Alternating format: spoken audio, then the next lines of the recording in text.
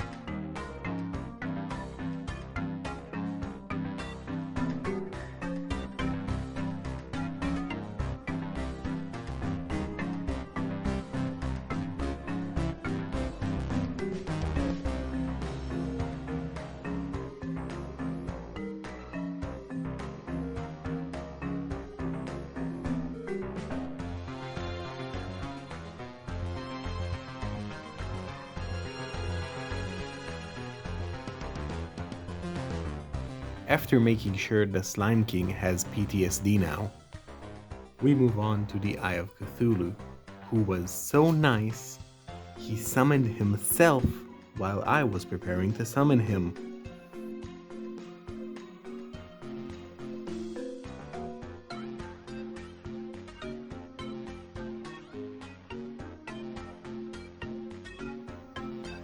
After dispatching him a few times, I realized that going for the eyes is a damn disrespectful move.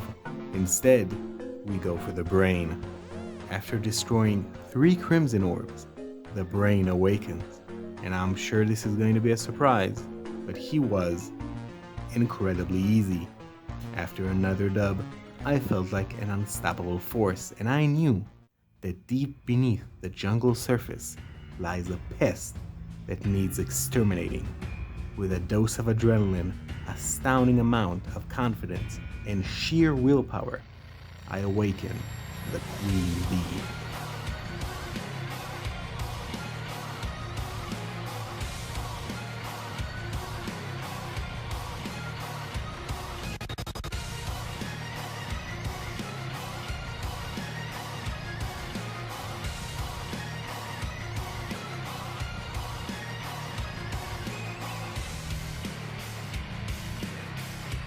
Now this time I'm gonna win. I got my potions, I got a bigger arena, and the little bee doesn't even stand a chance.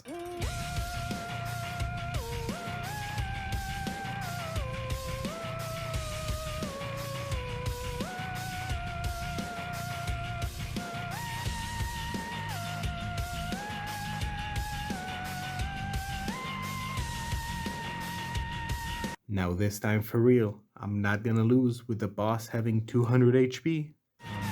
Focused, determined, strong-willed.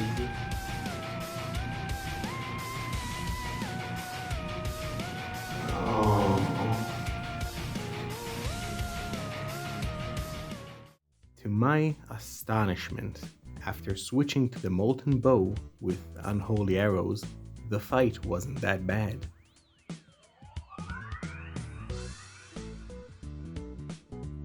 Next on the list is the Skeletron, the keeper of the dungeon. Skeletron doesn't have a summon item, you just need to talk to the old man at night. So I figured I might as well try. I was thinking I'm doing pretty well, but he disagreed and clapped me for over 1000 health. I guess 430 is morning for some people. Second attempt, I built a makeshift arena and start the fight way earlier since he gets enraged at 430. With the combination of the Molten Bow and the Mini Shark, I take out the arms and finish off the head, gaining access to the dungeon, but more importantly, the Wall of Flesh, and unlocking Hard Mode.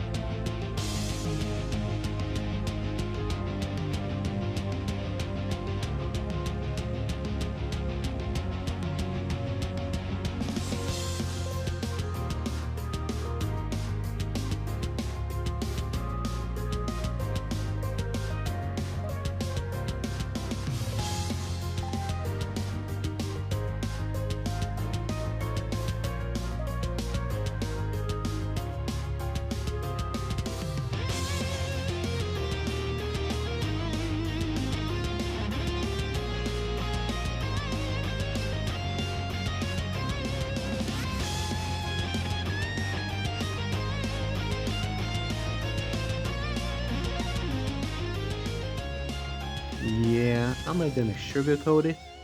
The Wall of Flesh was incredibly easy since I found the Hellwing bow and built a Hell Bridge. It was kind of anticlimactic, but nevertheless, we made it to hard mode.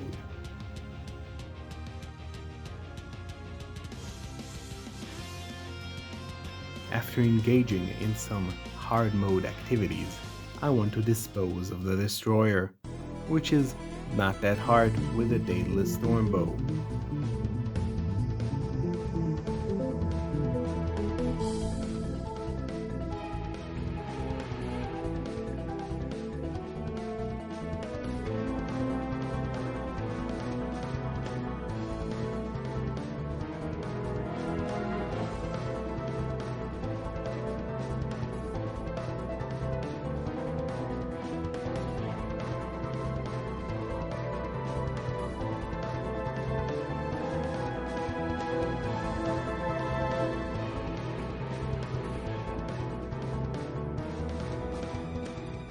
Pro tip, watch out for his stupid head.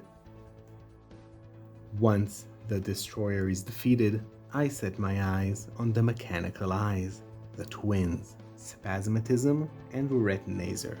I'm not gonna lie, this one was rough for me. Spasmatism's Schizo move and Curse Flames were hard to deal with. Retinazer kinda just stood and stared. Subsequently, after killing the twins, only one mechanical terror remains, Skeletron Prime, who was very easy to defeat with a Mega Shark and Ichor bullets. Now that the jungle grows restless and pink bulbs begin to sprout, I go harvesting for something to eat. To my shock and dismay, Plantera had the same idea.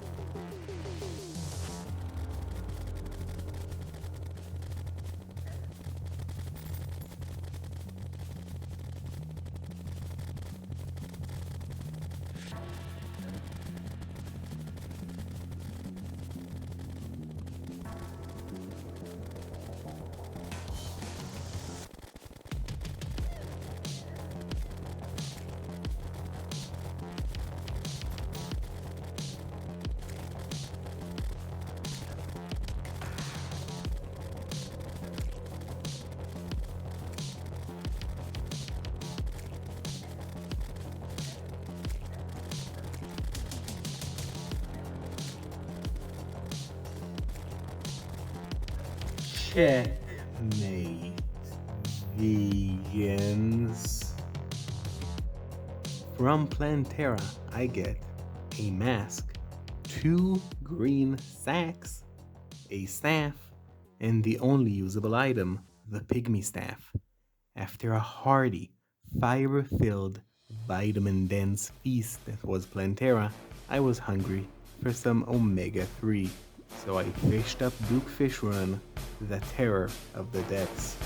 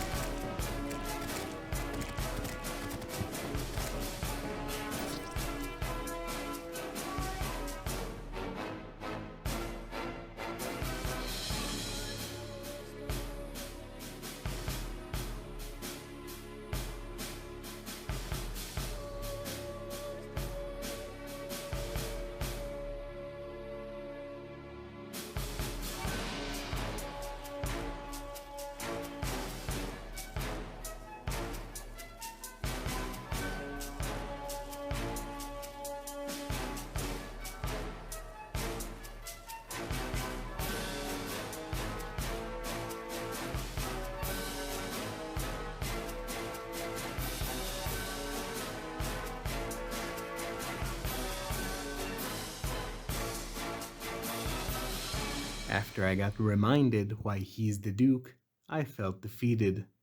I went temple robbing for the golem. Nothing much to say here, he's just a big boy that likes fisting people.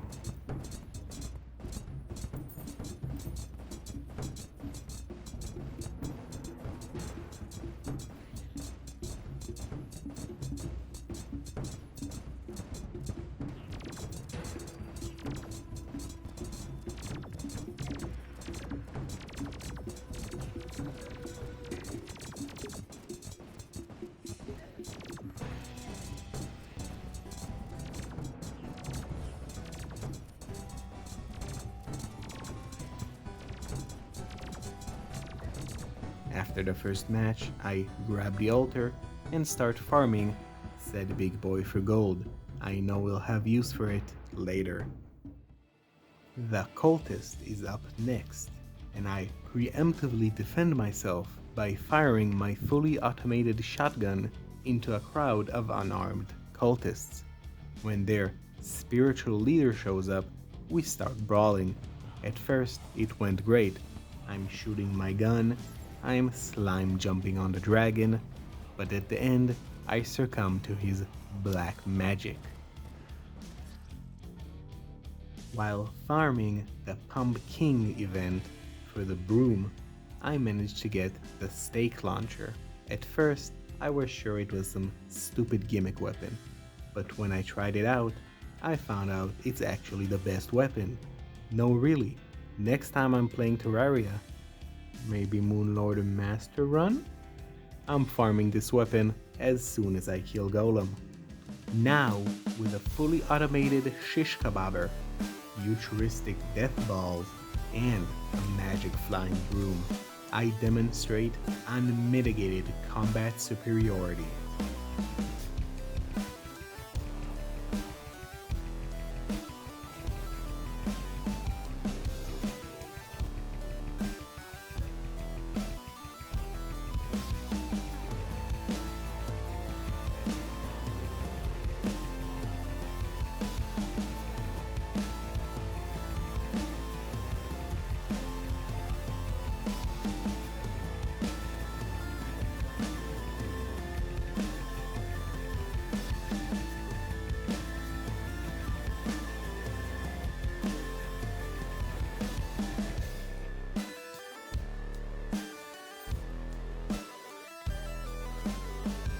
After the cultist moves to a higher plane of existence, the four celestial pillars of cosmic power descend to our world, each pillar corresponding with a class.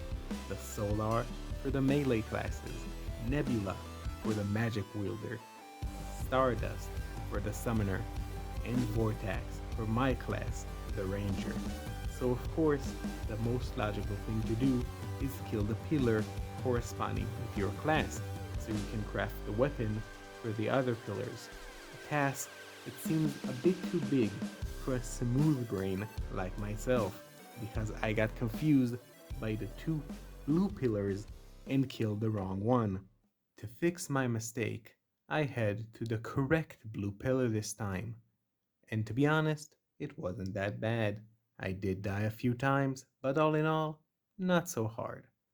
A stark contrast to the solar pillar, whose far worse by such a large margin it can't be a mistake. First, there are those flying centipedes from hell that kill me a good handful of times, that only out of pure frustration I had to Google it, as I was sure I had to be doing something wrong, and I was.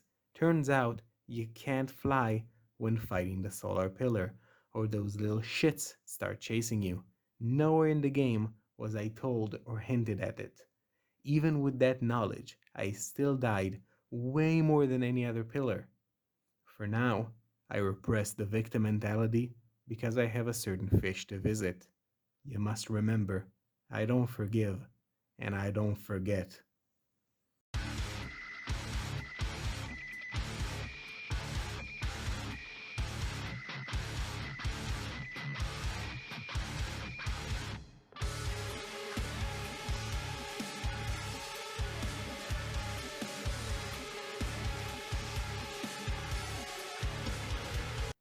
Well, that was anticlimactic. So the nebula pillar is up next. It wasn't that difficult, but before finishing off the pillar, I went back to base, involuntarily, because I knew that ahead of me was the fight I longed for. The fight to display my might. The fight to prove that I am a hardened Terraria warrior. When the nebula pillar falls, I quickly make haste to my base to grab the potions I needed and head to the sky bridge I built out of asphalt. After a little while, the Moon Lord appears and we begin to fight. I dodge 1 out of 3 death rays, not a good look, and die when I touch his eye hand. But even though I succumb to a skull crushing, I gain something valuable: hope and information, both equally important. But I ran into a little problem. You see, to craft the celestial sigil, you need 20 of each fragment. After creating both ranger weapons, I'm left with exactly 19. So back to the cultist I go. Boom, bam, bam. Back to the Moon Lord.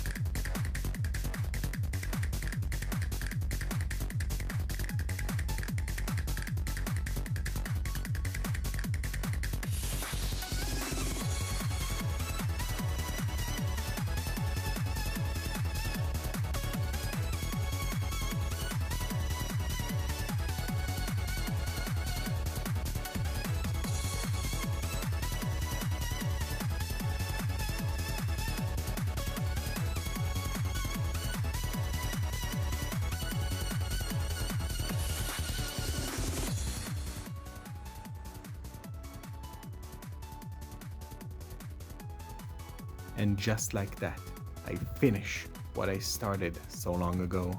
I'm greeted with the end credits and some nice animations, and the realization that it's all finally over. I got the achievement, but most importantly, I got the bragging rights. Thank you so much for watching my crusade against Terraria bosses.